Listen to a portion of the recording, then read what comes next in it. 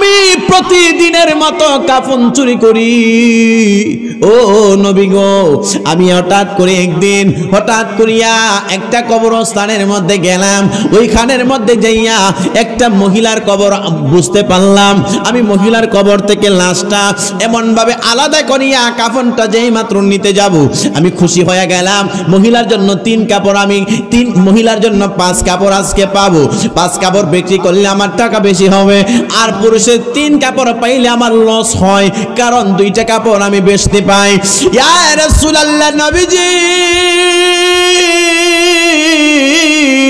আমি যেই মাত্র কাপড়টা টান দিয়ে আনলাম, আনার পরে হঠাৎ করিয়া অন্ধকার এই কবরের ভিতর আমি একটু লাইটের ব্যবস্থা করলাম, আলোর ব্যবস্থা করলাম।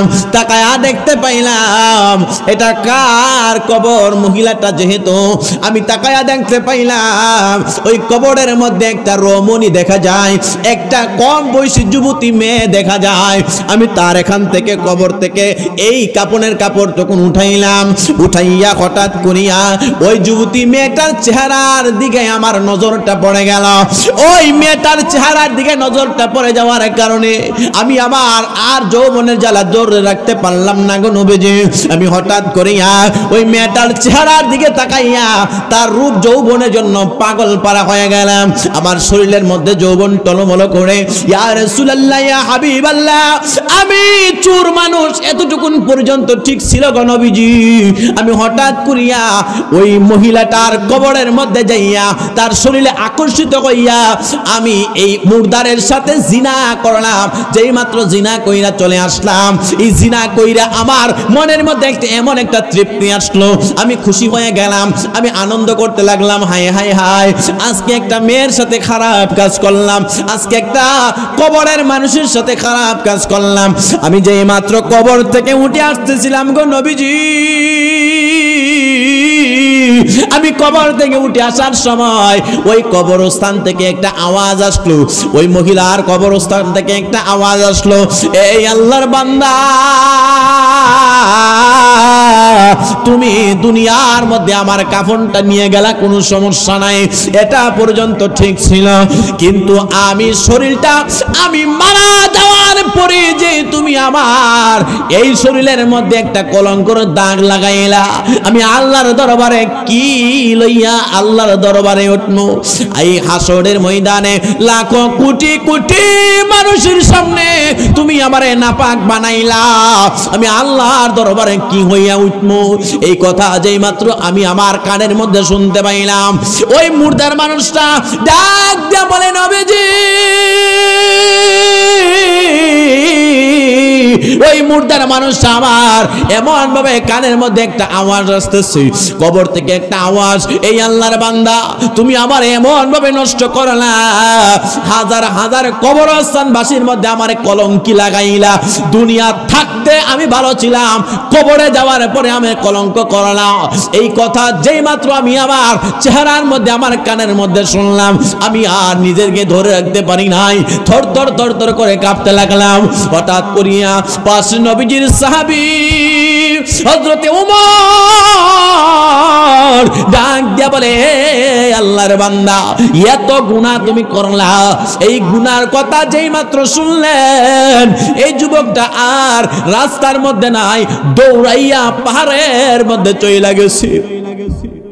পাহাড়ের মধ্যে যেই মাত্র চলে গেলেন, আমার নবী ডাক দিয়া বলেন, ওমর, কি করলা? লোকটা আসছিল তাওবা করার জন্য, কিন্তু তুমি গুনার কথা বললা, সাথে সাথে যুবকটা এমন ভাবে পাহাড়ের মধ্যে চলে গেছে। যুবকটা পাহাড়ের মধ্যে যাইয়া কান্না করে, আল্লাহ,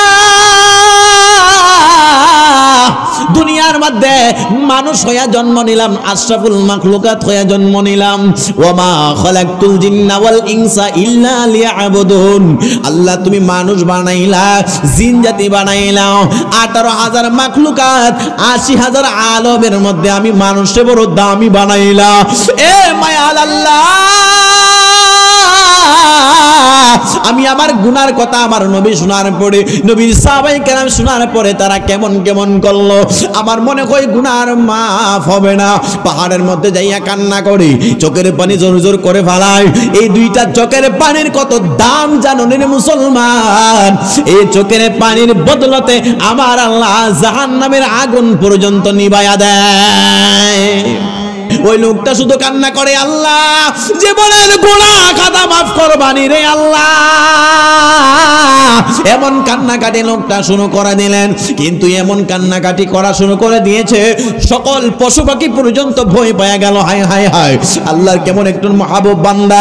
এই চোখের পানির চাইতে বড় বুজুর্গি আমি জাহিদুল ইসলাম ফারুকী আমার জীবনে দেখি নাই। যে চোখ আল্লাহর জন্য কান্না করে, যে চোখ নবীর মহব্বতের জন্য কান্না করে, যে চোখ পিতা মাতার জন্য কান্না করে, ওই চোখ দুনিয়ার মধ্যে সব চাইতে দামি চক্ষু, বলুন না মারহাবা।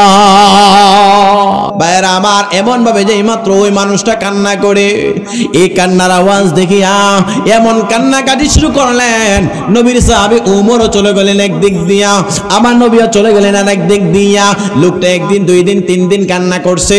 হঠাৎ করিয়া আল্লাহর নবী রাহমাতুল লিল আলামিন নবীজির কাছে আমার আল্লাহ ওহী পাঠাইলেন, ইয়া রাসূলুল্লাহ, আমার এই জঙ্গলার মধ্যে একটা বন্ধু, ওই বন্ধুরে খবর পৌঁছায়া দেন, এই মানুষটা দুনিয়ার জগতে জিনা করেছে কবরস্থানে একটা মেয়ের সাথে।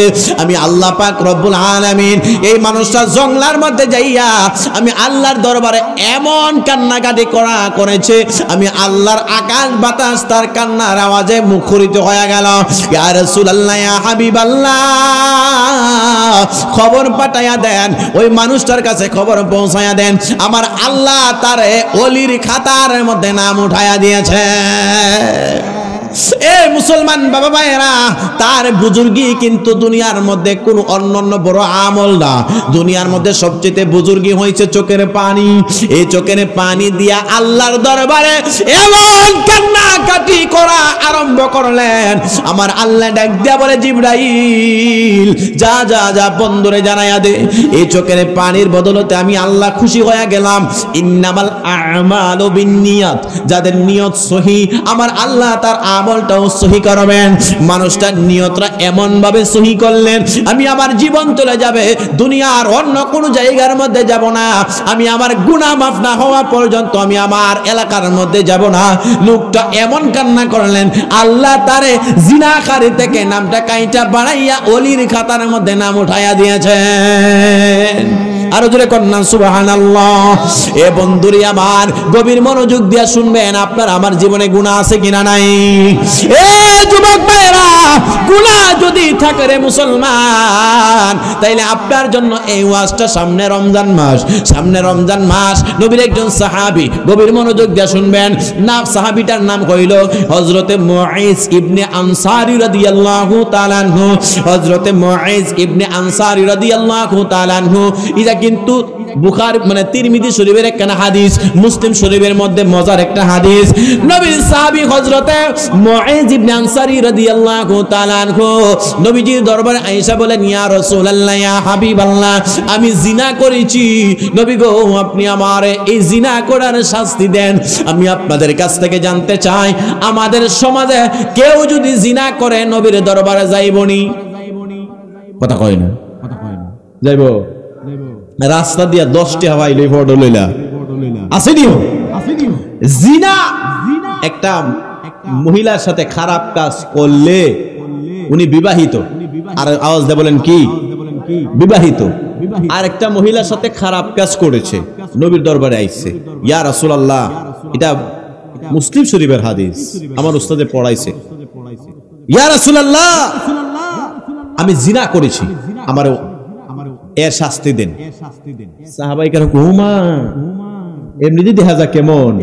নবী কয়, এই সাহাবীরা সাবধান, আমার সাহাবী অপরাধ করেছে, সে দুনিয়াতে আখিরাতের শাস্তিকে ভয় পায়া দুনিয়াতে সেই শাস্তির ভার নেওয়ার জন্য আমি নবীর দরবারে আসছে।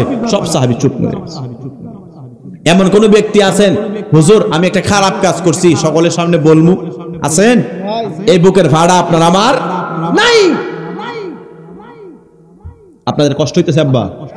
কষ্ট হইতেছে? কয়েকটা গজলে টান দিমু? আরে বাপ রে বাপ, আমি একটু ঘটনাটা একটু আলোচনাতে যাই। কষ্ট হবে আপনাদের আব্বা? মুসলমান বাবা ভাইয়েরা গভীর মনোযোগ দিয়ে শুনবেন।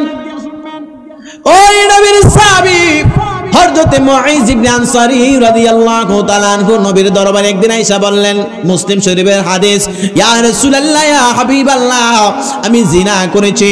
তিনার চোখের মধ্যে জোর জোর করে পানি ছেড়ে দিলেন। ইয়া রাসূলুল্লাহ ইয়া হাবিবাল্লাহ, আমি একটা মেয়ের সাথে, মহিলার সাথে খারাপ কাজ করেছি। নবী গো, তার শাস্তি হিসাবে আমি দুনিয়ায় চাই, কিন্তু আমি আখিরাতে আল্লাহর দরবারে এই শাস্তির ভাগ নিতে পারবো না। ও মায়ার নবী, আপনি আমারে তার শাস্তি দেন। আমার নবী রহমাতুল লিল আলামিন নবীজির চোখের মধ্যে পানি জোর জোর করে ছেড়ে দিয়েছে। হায় হায় রে, আমার মুঈজ ইবনে আনসারী রাদিয়াল্লাহু তাআলা আনহু, আমার নবী যেই মাত্র শুনলেন, আমার নবী তার দিকে তাকাইয়ে আবার মুখ ফিরায় নিলেন। আবার আমার নবীর সামনে যায় কয়, ইয়া রাসূলুল্লাহ সাদাকতা ইয়া সাইয়্যিদি ইয়া রাসূলুল্লাহ ইয়া হাবিবাল্লাহ, আমি এই জিনা করেছি, আপনি আমার জিনার শাস্তি দেন। আমার নবী চেহারাটা ঘুরাইয়া আবার ওই দিক দিয়ে নিয়ে নিলেন। ওই সাহাবীটা দৌড়াইয়া নবীর ওই দিক দিয়ে বললেন, ইয়া রাসূলুল্লাহ ইয়া হাবিবাল্লাহ, আমি জিনা করেছি, আপনি আমার তার অপরাধের শাস্তি দেন। আবার নবীজির চেহারাটা এমন ভাবে মলিন হয়ে গেল। নবীজির সাহাবী বারবার যেই মাত্র বলতে লাগলেন, ওই নবীজির সাহাবী এই জিনার যেই মাত্র শুনলেন, শোনার পরে আমার নবী কয়েকজনকে পাঠাইলেন, সত্যতা যাচাই করো, লোকটাকে আসলে সত্য বলে নাকি মিথ্যা বলে। সত্যতা যাচাই করলেন। ওই মহিলাকে জিজ্ঞেস করলেন, এ মহিলা, নবীজির সাহাবী মুঈজ ইবনে আনসারী রাদিয়াল্লাহু তাআলা আনহু কি জিনা করেছে? বলে হ্যাঁ, উনি জিনা করেছে। সত্যতা প্রমাণ হয়ে গেল। যে মাত্র সত্যতা প্রমাণ হয়ে গেল রে বন্ধু, অনেক সাহাবায়ে কেরামের কাছে কেমন কেমন আওয়াজ যায়। আমার নবী ডাক দিয়া বলে, সাহাবারা, গোল্ড অফ মদিনা, সুন্নিয়তের অহংকার। গুনাহ করবে বান্দা, মাফ করবে আল্লাহ, ওইটাই হচ্ছে রব এবং বান্দার সাথে কানেকশন। বান্দা যদি গুনাহ না করে, আল্লাহ যদি মাফ না করে, এখানের মধ্যে আল্লাহর যে একটা প্রেম ভালোবাসা আছে, এটা প্রকাশ হয়তো না। এখন আপনি আমি গুনাহ করি, কিন্তু গুনার মাপের জন্য অনেক ওষুধ আছে। দেখবেন আপনার আমার যখন অসুস্থতা হয়, আমি বোঝানোর জন্য বলছি, আপনার আমার অসুস্থতা হলে ডাক্তারের কাছে যাওয়ার পরে ওনারা আমাদেরকে প্রেসক্রিপশন দেয়, এটা কাজ করলে, এই ওষুধটা খাইলে আপনার গুনাহ আর রোগ হবে না। এখন আপনার আমার গুনাহ খাতা মাফ করার জন্য কিছু ওষুধ আছে, জানবেন নি ওষুধগুলা কি? বাবা এবার আসেন, ওষুধগুলাও বলে দেওয়ার চেষ্টা করব। পাশাপাশি সামনে একটা মাস বর্তমানে আমরা আছি, এটার নাম হচ্ছে শাবান। নাম কি? শাবান। এই শাবান মাসে এমন একটা ফজিলতের দিন আছে, এমন একটা ফজিলতের রাত আছে, কিতাব প্রমাণ করে এই রাতটা 500 বছরের চেয়েও উত্তম একটা রাত। সুবহানাল্লাহ। এই রাত্রে যদি একজন ব্যক্তি ইবাদত করতে পারে, 500 বছর ইবাদত করলে যে সওয়াব, তার চাইতে বেশি সওয়াব আল্লাহ এই মাসে আমাদের সামনে রাইখা দিয়েছে। আরো জোরে বলেন মুসলমান বাবা ভাইয়েরা। তাইলে এই কয়েকটা বিষয় আপনাদেরকে শিরোনাম জানাইছি, এবার আসেন বিস্তারিত। আল্লাহ পাক রব্বুল আলামিন কোরআন শরীফে ডাক, একটা কোরআন শরীফ নিয়ে যাও। মানুষ যদি বসে একটু চলবে, না হইলে ওই টেহার হাদিয়ার ওয়াজি করো, বুঝছেন না বিষয়টা? আচ্ছা, কারণ ঢাকা থেকে রওনা দিয়ে আইছি এখানে অনেক কষ্ট কইরা, কারণ আমি এত রিস্ক নিয়া বহু জায়গায় গেছি। ভারতে প্রায় 600 কিলোমিটার যায় মাহফিল করছি। তা আমাদের দেশে তো রাস্তাঘাটে জ্যাম, এক জ্যামে 1 ঘন্টা শেষ, এক জ্যামে 1 ঘন্টা, কিন্তু ভারতে এত জ্যাম হয় না। তো যাই হোক মুসলমান বাবা ভাইরা, তো আজকের এই মাহফিলটাতে আমরা বসলাম, খুশি না বেজার? জোরে বলেন খুশি না বেজার? রাত্রে প্রায় 12টা, সকলে আওয়াজ দিয়ে বলেন আল্লাহ, আর একটু জোরে বলেন ইয়া রাসূলুল্লাহ। মুসলমান বাবা ভাইরা গভীর মনোযোগ দিয়ে শুনবেন। আমার আল্লাহ পাক রব্বুল আলামিন কোরআনের মধ্যে ডাক দিয়ে বলেন, ওয়ামা খালাকুতুল জিন্না ওয়াল ইনসা ইল্লা লিয়াবুদুন। আমার আল্লাহ পাক রব্বুল আলামিন জানাইলেন ওয়ামা খালাকতুল জিন্না ওয়াল ইনসা ইল্লা লিয়াবুদুন। আল্লাহ ডাক দেয়া বলেন আমি আল্লাহ মানব এবং জিন জাতিকে ইবাদতের জন্য বানাইছি, আল্লাহর ইবাদতের জন্য বানাইছে। মাহফিল কমিটির অনুরোধ, হুজুর একটু আমলের ওয়াজ করবেন, কবরের দিকে যাবেন। এ বন্ধুরি আমার, এমন কোন মানুষ আপনি এখানের মধ্যে খুঁজলে পাওয়া যাবে না আপনার আমার মধ্যে কানে কম বেশি অনেকের গুনাহ খাতা আছে। এ বন্ধুরি আপনার আমার মধ্যে অনেকের গুনাহ খাতা আছে। যাদের গুনাহ আছে তাদের জন্য ওয়াজ, যাদের গুনাহ নাই তাদের জন্য এই ওয়াজের কোনো দরকার নাই। বন্ধুরি আমার, আল্লাহর নবী রহমাতুল লিল আলামিন নবীজির সাহাবী হযরতে উমর রাদিয়াল্লাহু তাআলা আনহু তিনি একদিন রাস্তা দিয়ে যাইতে লাগলেন। হঠাৎ করিয়া একটা যুবক দৌড়ায় আসলেন। এ নবীর সাহাবী, এ উমর, আমি আমার জিন্দেগির মধ্যে এমন এমন গুনাহ করছি যে গুনার কারণে আল্লাহর দরবারে তাওবা করতে চাই, আমার আল্লাহ কি মাফ করবেনি? হযরতে উমর ডাক দিয়ে বলতেছেন, এ বান্দা, এ আল্লাহর বান্দা, তুমি কেমন গুনাহ করলা জানতে চাই? ওই ব্যক্তিটা ডাক দিয়ে বলতেছে, উমর, ও উমর, আমি এমন গুনাহ করছি আমার আল্লাহর পাহাড় পরিমাণ গুনাহ, আমার আল্লাহর পাহাড় পরিমাণের চাইতে বেশি গুনাহ আমি কইরা লাইছে। গুনাহগার বান্দা, তুমি কি গুনাহ করছো একটু বলো না। কিন্তু ছেলেটা বলতে পারে না, চোখের পানি জোর জোর করে বাড়াইয়া দিয়েছে। এমন কান্নাকাটি করতে লাগলেন। কিন্তু এই কান্নাকাটি করার কারণে তারপরে কেন হযরত উমরের কাছে বলতে পারে না। আল্লাহর নবীর সাহাবী উমর দৌড়াইয়া নবীর দরবারে গেলেন। ইয়া রাসূলুল্লাহ, নবী গো, ও মায়ার নবী, রাস্তার মধ্যে একটা ছেলে বিনায়া বিনায়া গুনার কথা স্মরণ করিয়া করিয়া কান্না করে রে। কে জানে রে, আজকের এই মাহফিলের মধ্যে গুনাহ লইয়া হাজির হয়ে গেলাম মুসলমান।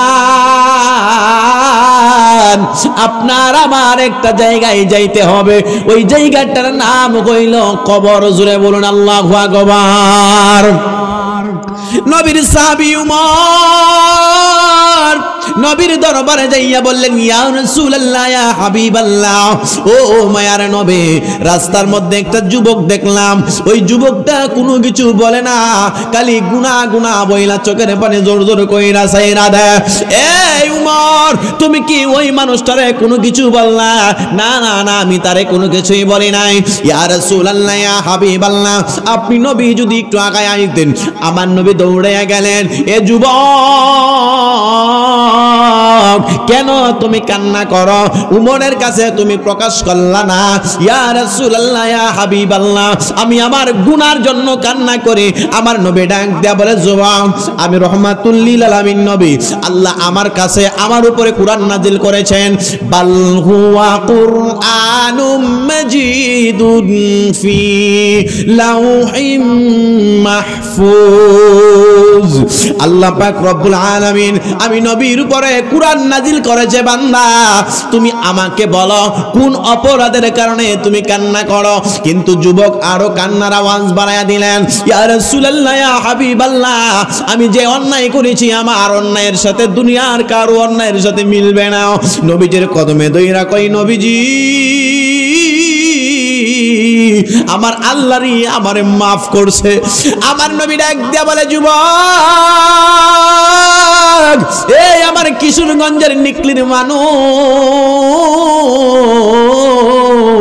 আপনার আমার একটা গোপন গড়ের কথা যদি সমাজের মধ্যে মানুষ যাই না যা, কোনোদিন স্টেজের মধ্যে আপনার আমার দাওয়াত করতো না। কথা বলেন ঠিক না বেঠিক? আপনি আমি এত গুনাহ খাতা করি, এই গুনাহ খাতা যদি সমাজের মানুষ প্রকাশ হয়ে যায়, কোনোদিন মেম্বার রাখতো না, চেয়ারম্যান রাখতো না। আছে কিনা নাই? কথা বলেন, আছে কিনা নাই? মুসলমান বাবা ভাইরা, গভীর মনোযোগ দিয়ে শুনবেন। আমার নবীর কাছে যাইয়া বলো, নবী গো, এত গুনাহ করছি যার ক্ষমা মনে হয় আমার আল্লাহ করবে না। আমার নবী ডাক দিয়া বলে, যুবক, কি এমন পাপ করলা তুমি যেটা বলতে অস্বীকার যাও? ইয়া রাসূলুল্লাহ, ইয়া হাবিবাল্লাহ, আমি জানতে চাই আমার আল্লাহ আমার গুনাহ মাফ করবে বলে? হ্যাঁ। তুমি বলো তোমার গুনাহ কত? আমার নবী বললেন তোমার গুনাহ কি পাহাড়, উহুদ পাহাড়ের মতো। ডাক দিয়া বলে, ইয়া রাসূলুল্লাহ নবীজি, আমার গুনাহ উহুদ পাহাড়ের চাইতে বড়। আমার নবী চোখের পানি জোর জোর করে ছেড়ে দিয়েছে। নবী আমার ডাক দিয়া বলে, যুবক, তোমার গুনাহ কি আল্লাহর আরশ আজিমের চাইতে বড়? এই ছেলে কই, ইয়া রাসূলুল্লাহ, ইয়া হাবিবাল্লাহ, আমার গুনাহ আল্লাহর আরশ আজিমের চাইতে বড়। আমার নবী বললেন, যুবক তুমি বলো কোন গুনাহ খাতা করলা? যুবকটা ডাক দিয়া বলে, ইয়া রাসূলুল্লাহ, ইয়া হাবিবাল্লাহ, ও মায়ার নবী, দয়ার নবী, আমি আমার এই এলাকার মধ্যে, এই আরবের মধ্যে সবচাইতে বড় একজন চোর। আমার নবী বললেন, এটাই বলে না নবী গো, এটাই শেষ না, আমি আমার এলাকার মধ্যে সবচাইতে বড় একটা চোর। ইয়া রাসূলুল্লাহ নবীজি,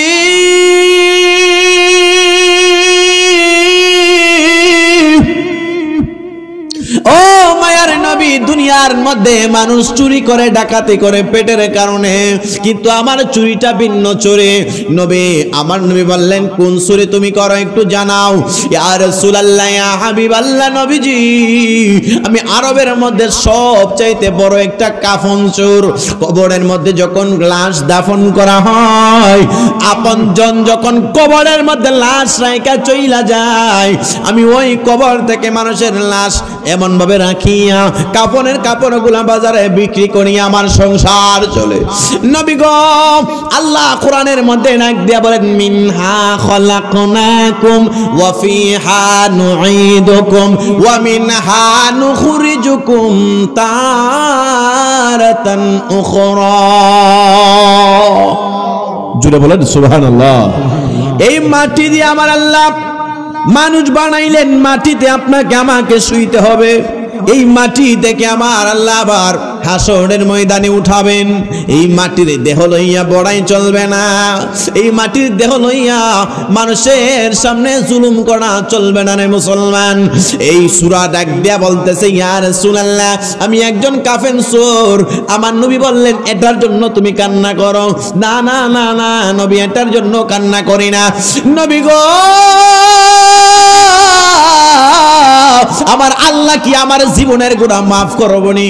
লোকটা বেহুশের মতো এমন ভাবে কান্নাকাটি করে। আমার নবী ডাক দিয়া বলে, পাগলা, কি এমন অপরাধ করলা বলো না? ডাক দিয়া বলে, নবী গো, আমি আমার আরবের মধ্যে সবচেয়ে বড় কাফন চোর। মহিলার জন্য 5 কাপড় আর পুরুষের জন্য 3 কাপড়। যখন বিসমিল্লাহি ওয়া আলা মিল্লাতি রাসূলিল্লাহ বইলা পুরুষ নারীদেরকে কবরস্থানের মধ্যে কবরস্থ করা হয়, রাত্রে বেলা যাইয়া আমি কাপড়ের কাপড়গুলা নিয়া বাজারে বিক্রি করে গো নবী। ইয়া রাসূলুল্লাহ, ইয়া হাবিবাল্লাহ, আমার নবী কয়, কাফন চুরের কারণে তোমার আল্লাহ মাফ করবে না, তার জন্য কান্না করো? না না না, এতটুক পর্যন্ত হুজুর ঠিক ছিল, কিন্তু আমি যখন এলাকার মধ্যে কেউ মারা যায়, ওই কাপড়ের কাপড় টানার জন্য আমি সবার আগে দৌড়াইয়া যায়। এই আমার কিশোরগঞ্জের মানুষ, গুনাহ থাকলে ওয়াজটা শুই না যারে বাবা, গুনাহ না থাকলে আপনার কাছে আমার কোনো জবাব নাই। লা তাকনাতু মির রাহমাতিল্লাহ, ইন্নাল্লাহা ইয়াগফিরুয যুনুবা জামিআ। আল্লাহর রহমত থেকে নিরাশ হইও না রে বান্দা। লা তাকনাতু মির রাহমাতিল্লাহ। বান্দা আয় আয়, আল্লাহর দরবারে চলে আসো। আল্লাহর দরবারে তাওবা করলে আমার আল্লাহ কবুল করতে পারে কি পারে না? এই কাফন চোর ডাক দিয়া বলে, ইয়া রাসূলুল্লাহ, আমি প্রতিদিনের মতো কাফন চুরি করি। ও নবী গো, আমি হঠাৎ করে একদিন হঠাৎ করিয়া একটা কবরস্থানের মধ্যে গেলাম। ওইখানের মধ্যে যাইয়া একটা মহিলার কবর বুঝতে পারলাম। আমি মহিলার কবর থেকে লাশটা এমন ভাবে আলাদা করিয়া কাফনটা যেই মাত্র নিতে যাব, আমি খুশি হয়ে গেলাম। মহিলার জন্য 3 কাপড়, আমি মহিলার জন্য 5 কাপড় আজকে পাবো। 5 কাপড় বিক্রি করলে আমার টাকা বেশি হবে, আর পুরুষের 3 কাপড় পাইলে আমার লস হয়, কারণ 2টা কাপড় আমি বেচতে পাই। ইয়া রাসূলুল্লাহ নবীজি, আমি যেই মাত্র কাপড়টা টান দিয়ে আনলাম, আনার পরে হঠাৎ করিয়া অন্ধকার এই কবরের ভিতর আমি একটু লাইটের ব্যবস্থা করলাম, আলোর ব্যবস্থা করলাম।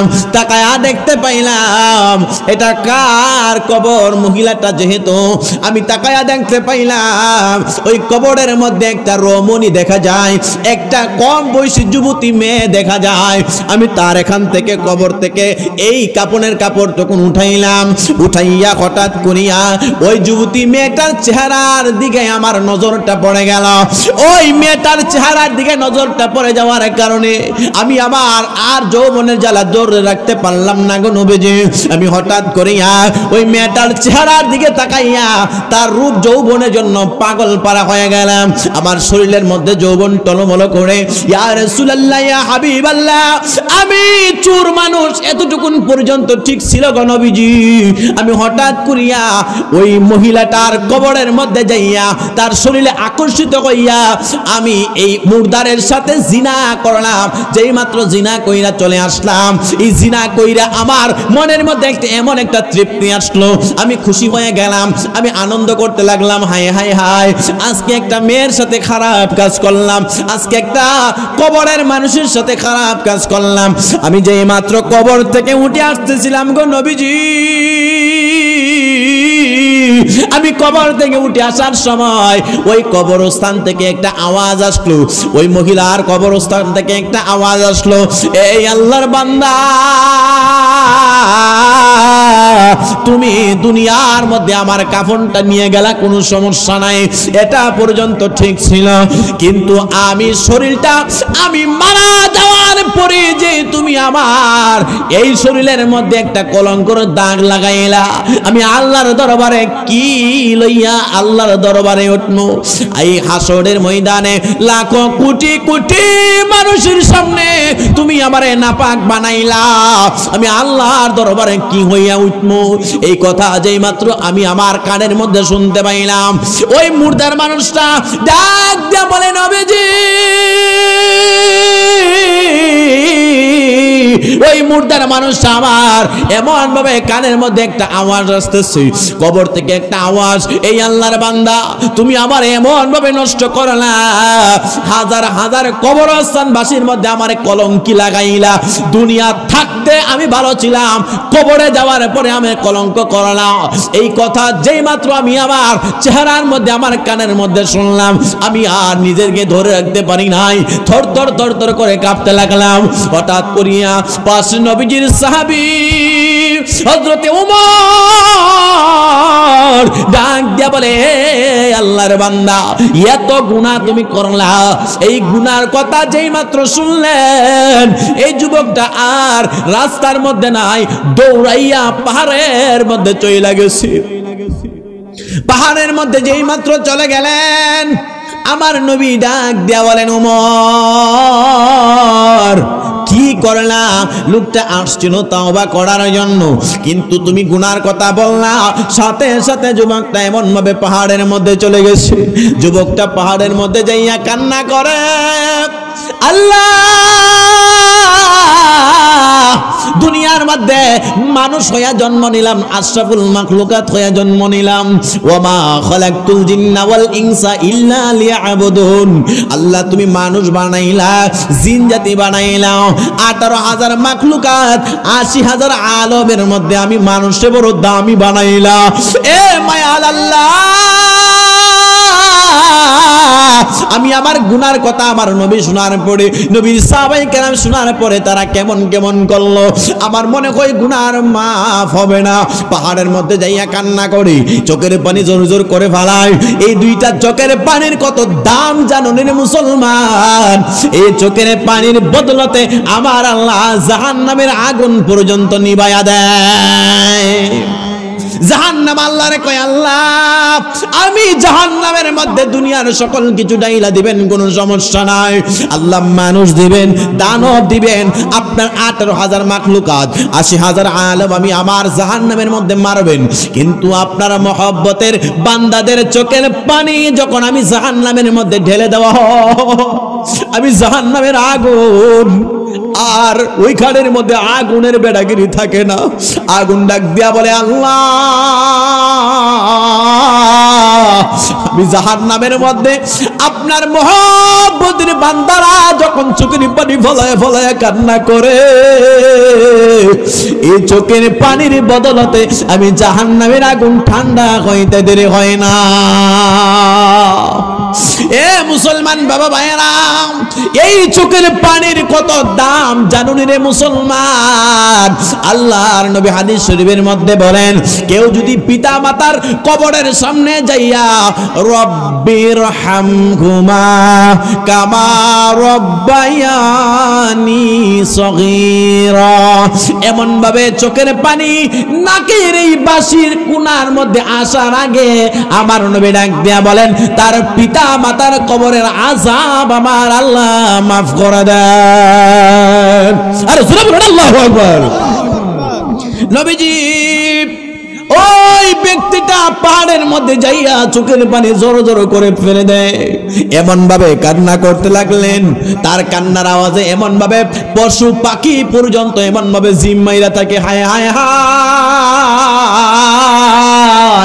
কি এমন আমার আল্লাহর বান্দা আল্লাহর জন্য কান্না করে। আমাদের সমাজের মধ্যে আল্লাহ প্রেমী পাওয়া যায় না, নবীর প্রেম তেমন পাওয়া যায় না।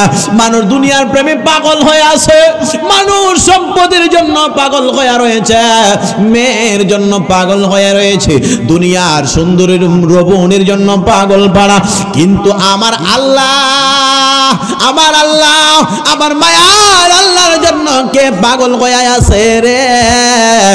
ওই মানুষটা এমন কান্নাকাটি করা শুরু করলেন, আকাশের মেঘমালা তার জন্য আল্লাহর দরবারে সুপারিশ করে।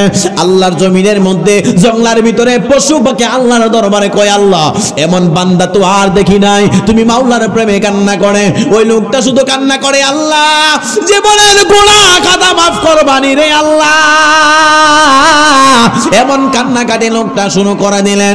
কিন্তু এমন কান্নাকাটি করা শুরু করে দিয়েছে, সকল পশু পাখি পর্যন্ত ভয় পেয়ে গেল। হায় হায় হায়, আল্লাহর কেমন একটু মাহবুব বান্দা। এই চোখের পানির চাইতে বড় বুজুর্গি আমি জাহিদুল ইসলাম ফারুকী আমার জীবনে দেখি নাই। যে চোখ আল্লাহর জন্য কান্না করে, যে চোখ নবীর মহব্বতের জন্য কান্না করে, যে চোখ পিতা মাতার জন্য কান্না করে, ওই চোখ দুনিয়ার মধ্যে সব চাইতে দামি চক্ষু, বলুন না মারহাবা।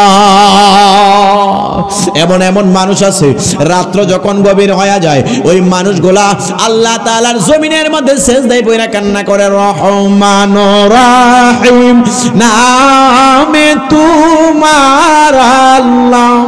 শ্বাস টানতেছে, ওয়াজ করায়েন, এটা শ্বাস টানতেছে, এটা আমি জোরে করতাম ওয়াজ।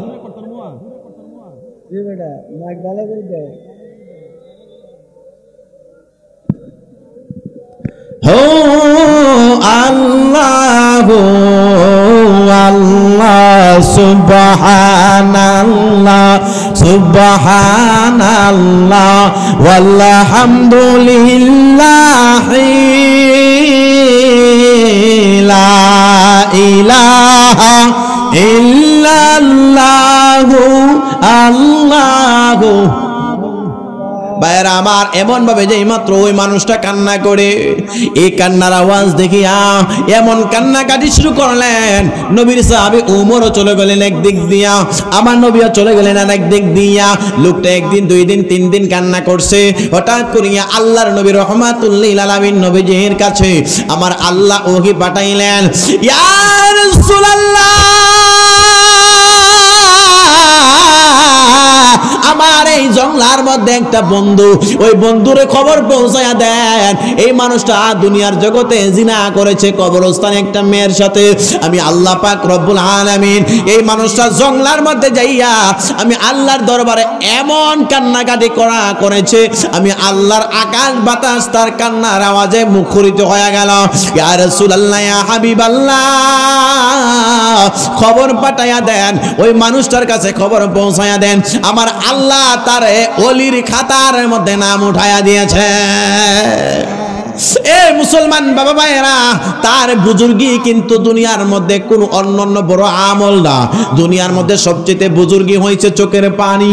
এই চোখের পানি দিয়া আল্লাহর দরবারে এমন কান্নাকাটি করা আরম্ভ করলেন, আমার আল্লাহ ডাক দিয়া বলে, জিবরাইল যা যা যা বন্ধুরে জানাইয়া দে, এই চোখের পানির বদলতে আমি আল্লাহ খুশি হয়ে গেলাম। ইন্নামাল আমালু বিন্নিয়াত, যাদের নিয়ত সহি আমার আল্লাহ তার আমলটাও সহি করবেন।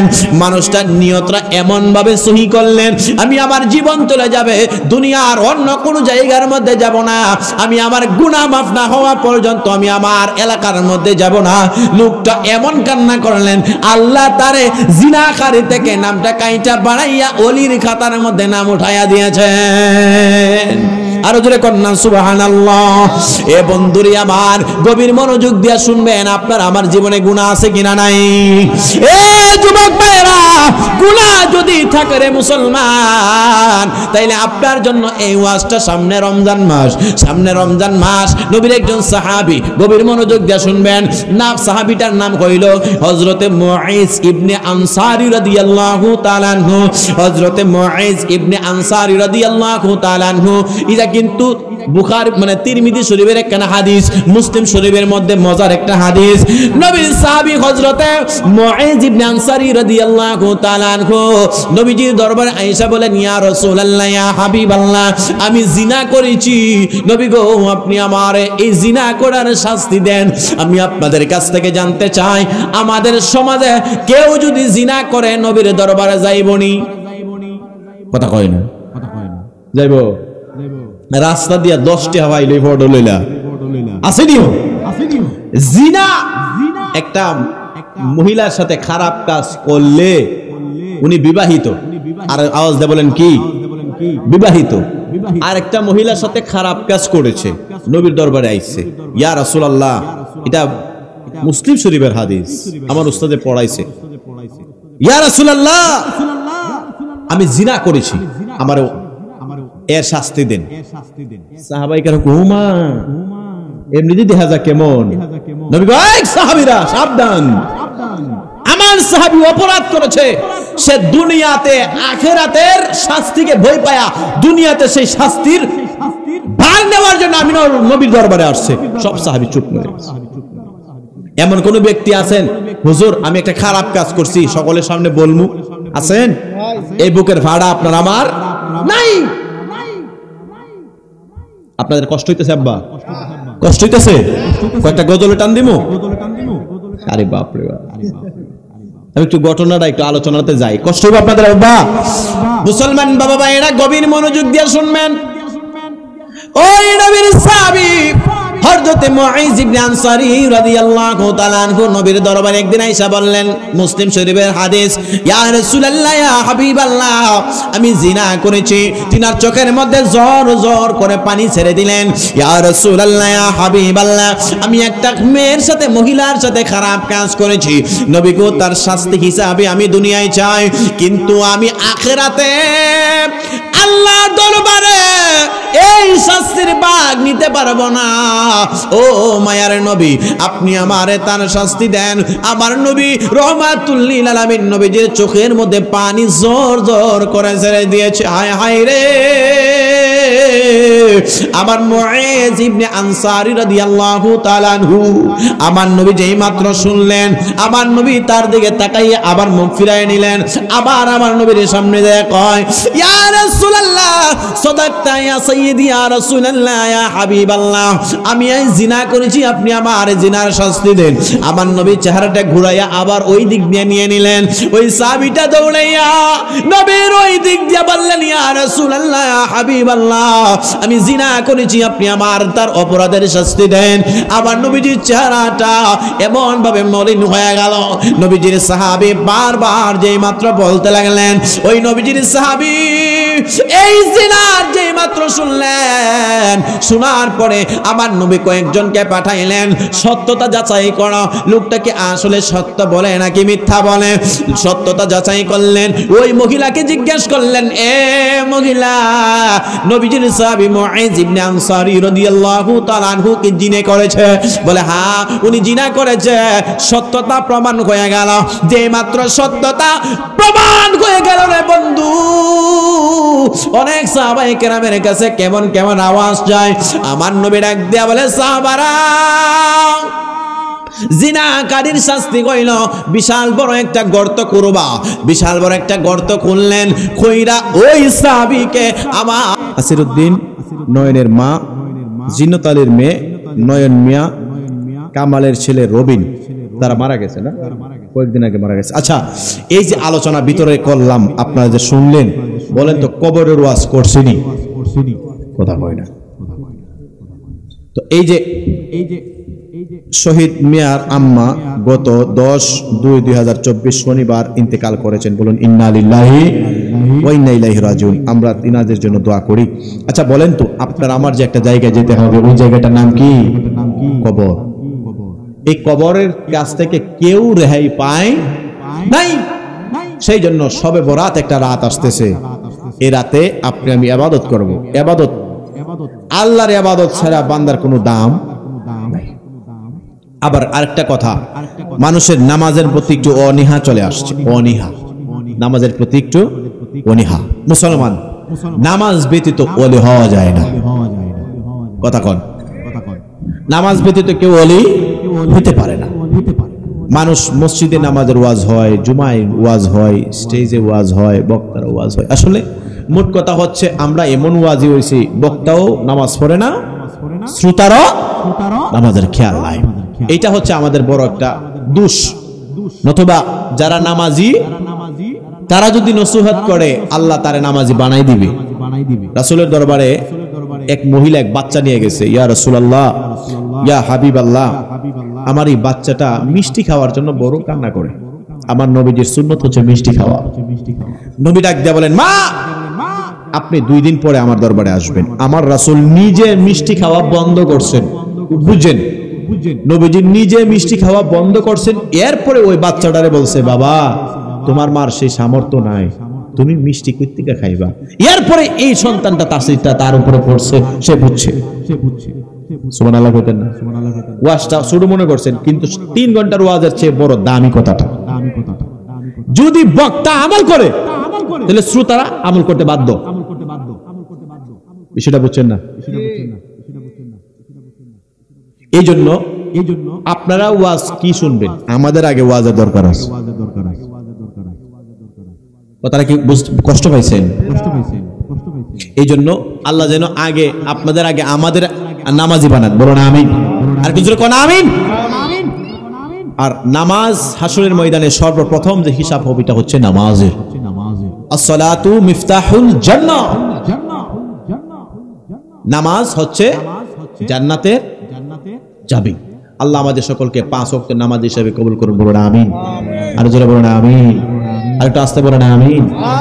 মা বোনদেরকে নামাজের তাকিদ দিবেন, কারণ নামাজ ব্যতীত ওলি হওয়া যায় না। আল্লাহ আমাদের সকলকে 5 ওয়াক্ত নামাজ হিসেবে কবুল করুন। আচ্ছা, এই মাহফিলটা প্রায় তারা 10 বছর ধরে করতেছে না? আলহামদুলিল্লাহ, 10তম মাহফিল। আগামী বছর 11তম। যদি দেখেন বললে দিব, দিবে না। এই জন্য আপনাদের কাছে এটা আমার একটা কথা আর কি, এটা আবার বলিয়েন না হুজুর বরত্ব করতেছে না, এটা হচ্ছে বান্দার হক। এই যে প্যান্ডেলটা যদি আপনি আজকে দাম দিয়া যাইতে পারেন, আপনি মারা গেলেন, মাহফিলটা হইল, আপনার জন্য কি দোয়া হইতো না? কথা বলেন, দোয়া হবে না? একটা ব্যক্তি আছেন যে হুজুর আমি আগামী মাহফিলটা, এই প্যান্ডেলটা করতে কত লাগে ভাইয়া? আচ্ছা হইলে তো হইব নাকি? আচ্ছা, একটা ব্যক্তি বলেন হুজুর আমি 2000 টাকা দেব মাহফিলটা, বেশি না, অল্প 2000 টাকা দেব আমি ইনশাআল্লাহ আজিজ এই মাহফিলটার জন্য, শুধু 2000। দেখি কে আছে। আলহামদুলিল্লাহ। ভাইয়ের নাম কি? আল আমিন। আপনার আম্মা আব্বা আছে?